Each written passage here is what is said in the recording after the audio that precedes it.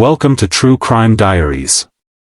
Today, we look into a heartbreaking case that will leave you outraged, the story of Lauren Johansson, a 22-year-old who desperately tried to escape her abusive ex-boyfriend.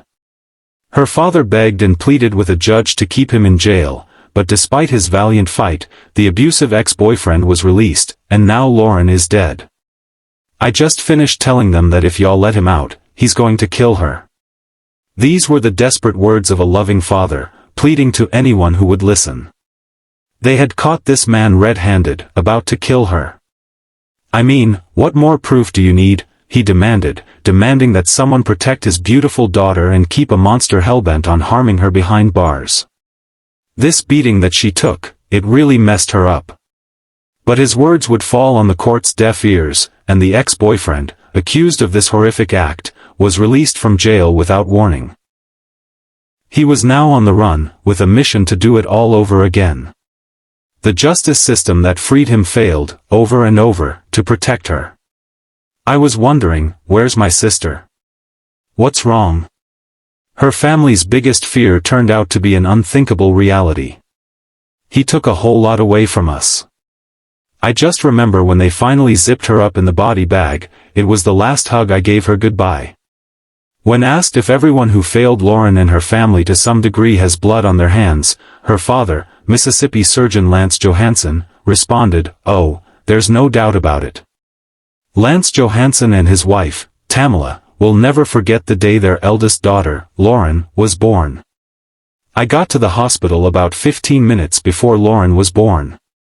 I told her doctor, I said, "Thanks for watching her for me, but I'm delivering the baby, so get out of the way." Their new bundle of joy arrived straight into Lance's hands, changing their family forever. She always was just so right there for everybody. As the family expanded, Lauren became a loving and caring big sister. She was like a mother, a sister, and a best friend to me. Then, the stunning, straight-A student caught the eye of a star football player from a different high school, Bryson Rivers. They went to prom together. That was the first time that they had a date. One might think this was the beginning of a lovely romance, a stereotypical high school love story. But from the first time he met Bryson, Lauren's father didn't like him. He got her hooked on drugs when she was in high school, and she went from a straight-A student to not making good grades. We had to work really hard to get her off of drugs. The hard work paid off. Lauren got back on track after dumping Bryson, who was arrested for drug possession and DUI. She started to focus on a career in nursing, but starting over was not as easy as she had hoped. Bryson was stalking her, harassing her. He would call her and say, "I'm going to kill your dog if you don't let me in." Crazy things like this. But her parents say Lauren would hide much of what was happening, until one day when little sister Katie was visiting. I was in her kitchen, she was in her bedroom, and I saw Bryson at the top of her stairs looking in through her balcony windows, and she saw him too. And I was like, "Lauren, you cannot lie, like I know you saw that." And she was like, "Yeah, we need to get out of here."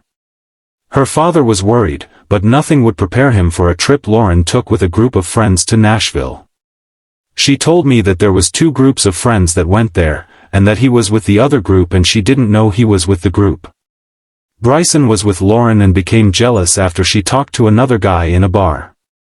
Then Dr. Johansson's phone rang. It was maybe 1:30 in the morning. Bryson's father said that Bryson's trying to kill Lauren. But how did his father know? They were in the car and he was talking to his mother while he was beating on Lauren.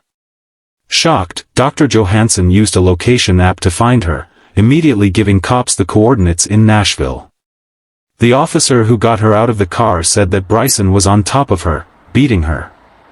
There was blood everywhere. She was screaming and yelling. Bryson's control and stalking had now turned into pure violence. Lauren Johansson was desperately fighting off her ex-boyfriend to save her life. They said they got to the car and she was screaming and yelling. When Nashville cops finally located Lauren's car, they found her with ex-boyfriend Bryson Rivers. He was going to kill her that night. Responding officers saw a severely beaten Lauren running away from the car. She was extremely emotional and asking for her father, who was driving 7 hours to Nashville. If they hadn't got there, she would have been dead.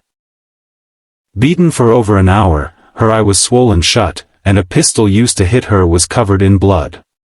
The heartbroken father took these photos of his daughter in the hospital. "I love my daughter so much, I'd have done anything to help her." Bryson Rivers was immediately charged with 3 felonies for kidnapping and beating Lauren. He was locked up on a $250,000 bond. Finally, Lauren was in the safety of her Mississippi home with family. But Dr. Johansson had another nagging feeling. In court, he begged the judge not to let Bryson out of jail on bond at all. "I sat there with the judge and I told her that this man hit her over 100 times, that if y'all let him out, he's going to kill her." At that moment, did he think they had heard him about what a danger it would be to release this man? When I left there, I felt confident that they were going to keep him there. But what happens next is a series of events that are beyond comprehension. Judge Cheryl Blackburn lowered Bryson's bond to $150,000 with strict conditions. He was required to have GPS monitoring, only allowed to be released between 9 a.m. and 4 p.m., forbidden from having any contact with Lauren or any witnesses, and he was not to leave Davidson County in Tennessee. There was just one problem. "So when he was released from jail, no one notified you?" "No one notified me." And one by one, that problem would soon grow to many.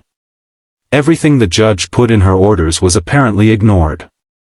Bryson was released 5 minutes after the imposed time, at 4:05 p.m. Because of that, the monitoring company in the order was closed. While another company was able to install an ankle monitor, the new company did so without having the judge's orders.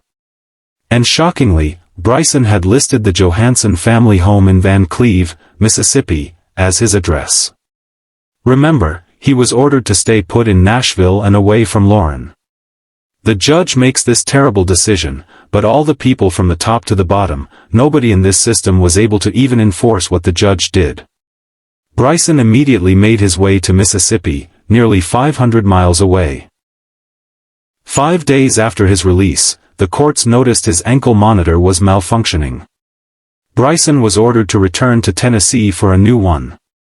When he arrived, surveillance cameras showed he was driving Lauren's SUV.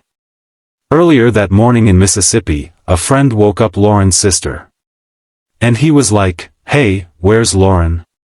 And I said, "What?" I was like, "What do you mean?" And he was like, "Lauren's not here." Then a gut-wrenching voicemail left for Dr. Johansson from the district attorney's office in Nashville. "Bryson Rivers was released from custody and he has not been heard from, so I want to make sure that Lauren is safe and that you all take proper precautions." The battery in Bryson's ankle monitor died. It's bad enough that he's released, but they don't even know where he is, right? I mean, it's just disgusting. A manhunt was ordered to find Bryson, and soon Lauren's car was tracked to a cemetery about an hour from Biloxi. Search teams captured Bryson, who was hiding in the woods about a mile away. But at the cemetery, a horrifying discovery: Lauren's badly beaten body was found in the back of her SUV. I was like, this can't be Lauren, this can't be Lauren, like this isn't her. She's stronger than this. I just remember when they finally zipped her up in the body bag, it was the last hug I gave her goodbye. Dr. Johansson, picturing how a man who held his baby when she was born could hold his baby when she was murdered, found it really tough. Lauren Johansson was laid to rest on July 13th, her family still reeling over the loss of their beautiful Lauren.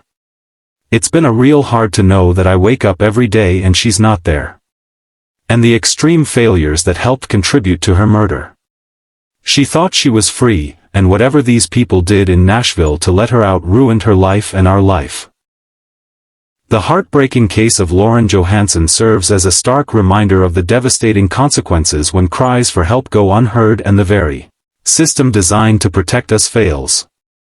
Her story is a tragic testament to the critical need for accountability and systemic change in how we address domestic violence and ensure justice. Lauren's vibrant life was cut short, leaving a family forever shattered by an unthinkable loss that could have been prevented. If Lauren's story has resonated with you, please like this video, share it with your friends and family, and leave a comment below with your thoughts.